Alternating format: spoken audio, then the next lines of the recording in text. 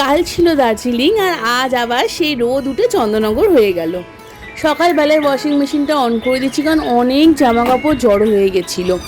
Washing machine on করা হলো, তার সাথে চা বানাচ্ছি, এদিকে মিঠু প্রচুর কথা বলছে।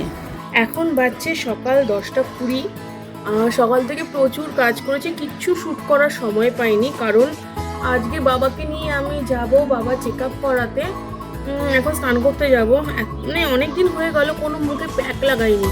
তো কফি, বেসন, মুলতানি মাটি আর অল্প একটু মধু দিয়ে প্যাক বানিয়ে মেখে ঝটপট স্নান করতে চলে যাই। আজকে যাব, বাবাকে ডাক্তার দেখাবো, তারপরে আজকে দিনটা বাড়িতে থাকবো। অনেক দিন হয়ে গেছে বাড়িতে থাকাই হচ্ছে না। একদিনের জন্য যাই কি দুদিনের জন্য যাই, একজন কন্টেন্ট ক্রিয়েটারের প্রচুর জিনিসপত্র নিয়ে যেতে হয়, জামা কাপড়ের সাথে সাথে খাতা, পেন, তার চশমা, তার মাইক, সব কিছু। এদিকে বাবা চলে এলো আমাকে নিতে, আমি টোটোতে উঠে পড়লাম।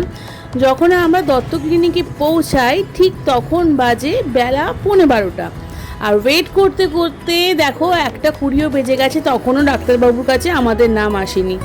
যাই হোক, বাড়ি চলে আসলাম ডাক্তার দেখিয়ে। আলু পোস্ত, টক ডাল, চিংড়ি দিয়ে এঁচোড়ের তরকারি, তেলাপিয়া মাছের ঝোল আর ঢ্যাঁড়স সেদ্ধ মা রান্না করেছিল। অনেক দিন পর বাবার সাথে গল্প করতে করতেই খাওয়া আমার হয়ে গেল। দুপুরে একটু রেস্ট নিলাম, আর বিকেলবেলায় মা কেটে দিল তরমুজ। চলো আজ তাহলে এই পর্যন্তই, কাল আবার নতুন ভিডিওর সঙ্গে দেখা হবে তোমাদের সাথে।